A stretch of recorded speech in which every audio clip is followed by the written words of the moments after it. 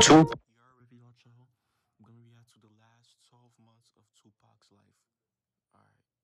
Alright. is one of the greatest rappers. Rappers of all time, and he's also one of the most mysterious. It's been almost 30 years since his death.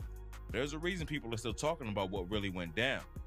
Last year of his life was full of music, violence, conspiracy theories.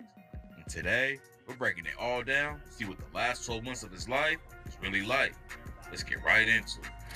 Tupac was killed in September 1996, but a year earlier, he was serving time in the Clayton Correctional Facility in New York.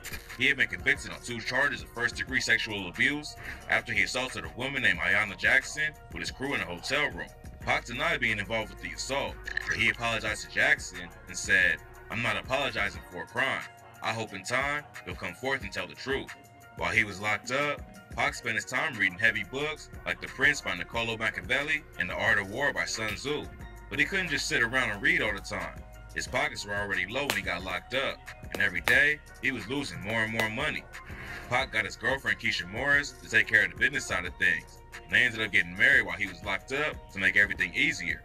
At the time, Death Row Records was already taking over the industry, with Dr. Dre and Snoop Dogg dropping classic albums. So Pac had Keisha help him set a meeting up with Suge Knight. Most rap fans don't know that Pac and Suge actually had history before he signed with Death Row. Back in '93, Pac was in a movie called Above the Rim, and the soundtrack was produced by Death Row. That Above the Rim movie, it was like a New York type of movie. Do y'all agree? It was a New York type of movie. You know? Like they was filming the movie in New York. You know. Suge paid him $200K To record 1 track for the movie, so Pac knew he had to cash the backup. Suge flew out to meet with Tupac in prison, and that's when the war between the East Coast and West Coast really started. Right after they linked up, Suge got on stage at the Source Awards and called out Diddy. His Bad Boy record crew was the face of the East Coast, and Suge sparked a beef that left Biggie and Pac both dead. According to rumors, Pac knew that signing with Suge was dangerous, but he didn't have a lot of options. His mother was about to lose her house, he was facing years in prison, and by that point, he was desperate. He allegedly even told a friend, "I know I'm selling my soul to the devil." Tupac got out on an appeal bail thanks to Suge and Death Row in October 1995. But instead of taking some time off to enjoy his freedom, Pac started working like he knew the end was coming. He touched down in California and got right in the booth at Death Row Studio. According to people in the studio with him, Pac came in and laid down his legendary first verse on Ambitions as a Writer within an hour. For the next few weeks, all Pac did was show up at the studio at 6 or 7 in the morning and work until everyone else was literally falling asleep. Pac was also making movies at the time. Young Noble from his Outlaws crew said they would go to the film set at 6 in the morning, leave at 5 in the afternoon to go to the studio, and stay there and record until 3 or 4 in the morning. Snoop Dogg told Vlad TV that Pac, he worked like a fucking racehorse. Like, some rappers take a week to lay down 1 track, but Pac would have 3 finished in an hour. Nobody knew why he was working so hard, but Snoop and Tupac was dedicated. He was dedicated, you know. In his music shit, he was dedicated. this thing that Pac knew he was gonna die. Before he went to prison, Pac survived getting shot 5 times in New York. He was at Quad Studios to record a feature for a rapper named Lil Sean. Then out of nowhere, he got rushed by 3 dudes in the lobby who robbed and shot him. The Notorious B.I.G. and Diddy were allegedly in the same studio the night Tupac got shot, and he started to believe they were involved with what went down. Biggie and Pac were tight with each other, and Biggie even used to crash at Pac's place when he was on the West Coast. Pac brought him out to perform with him, and they recorded a couple tracks together. But everything changed after that night in Quad Studios. Before Pac got shot, he was a socially conscious dude who wanted to stop the abuse that black people face in America. His family was full of Black Panthers, and his early records were full of lines about social justice and empowerment. But after the shooting and time in prison, Pac came out going hard with the gangster rap image. He linked up with Suge and went to war against the East Coast. And just a few months later, he was dead. In between making music, movies, and sending diss tracks at his ops, Pac also had time to start dating Kadada Jones and moved in with her. His marriage with Keisha Morris was officially over a week after he got out of prison. And he started dating Kadada even though he dissed her dad in the interview. Kadada's dad, Quincy Jones, is a legendary music producer, but Pac told Source magazine that all he does is stick his dick in white and make up kids. Quincy's daughter, Rashida Jones, clapped. Pac followed him. I ain't gonna lie. and a few months later, Pac ran into her sister Kidada at a club. He started apologizing because he thought she was Rashida, but they hit it off and started dating. At first, the situation wasn't cool with Quincy, but then Pac and him squashed their beef, and it was all good. Some fans think Pac recorded so much music because he knew his death was coming. But another theory is that he just wanted to fulfill his contract with Death Row as fast as possible. At the time, Pac was mentoring Keisha Cole. She says that he wanted to leave Death Row and sign with Quincy Jones. He was already planning to marry Kadada. Linking up with Quincy on the business side of things would have been huge for him. But before Pac could get away from the violence and drama at Death Row, he was shot and killed in Las Vegas. Pac, Kadada, Suge Knight, and the rest of their crew flew in to watch Pac's homie Mike Tyson fight in Vegas.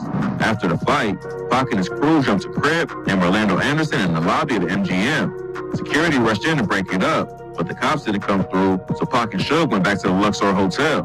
Pac talked to Kadada in their room, then left for Suge to go perform at a nightclub. After Pac was shot at Quad Studios, he started wearing a bulletproof vest almost all the time. But when Kadada was helping him pack for the trip to Vegas, he told her it would be too hot to wear it, so they left it at home. While Suge and Pac were driving down the strip, a white Cadillac pulled up next to him and started letting off shots. Pac got hit 4 times, and one bullet destroyed his right lung. He was rushed to the hospital for emergency treatment, but tragically died 6 days later. Tupac did more in his last 12 months than most people do their whole lives.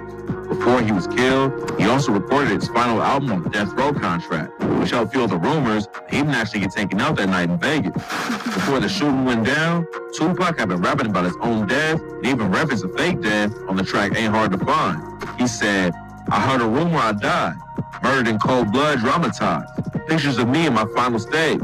You know mama cried, but that was fiction. Some coward got the story twisted, like I no longer existed, mysteriously missing." Pac's last album was also released under the name Machiavelli, which was a reference to an Italian philosopher named Niccolo Machiavelli.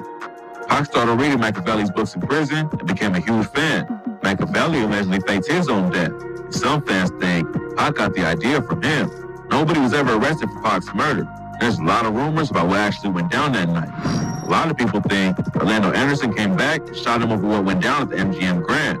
Others think Diddy set him up, and some say Suge Knight was actually the one who had Pac taken out. According to rumors, Suge knew that Pac wanted off the label.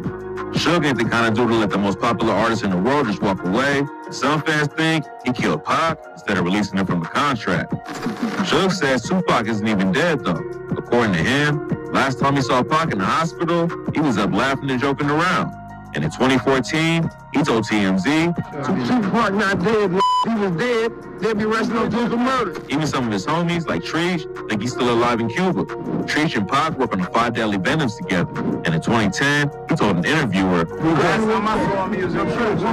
nobody knows if Pac died that night in Vegas or not, but the last year of his life was one of the wildest times in rap history. And people will always have different opinions on how a lot of it went down. It all happened before social media, cell phones were everywhere. So it's hard to back most of the stories up with any concrete evidence. What we do know is that when Pac got out of jail, he was on a mission to take over the game and destroy anyone who got in his way. He recorded the first double album in rap history, acted in 3 movies, and finished another album all in just a few months. Maybe he really knew that the end was near and he couldn't waste time. Or maybe he just wanted to get away from Suge Knight as fast as possible. Nobody can say for sure, but at least he left behind a massive legacy and still keeping his name.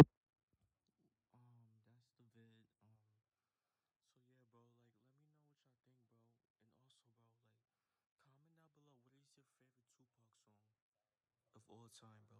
Comment that down below. I want to know, bro. Yeah, RIP to Tupac, the legend, one of the GOATs. And yeah, bro, make sure y'all like, comment, subscribe. You know the vibes. Whoever you should know you are.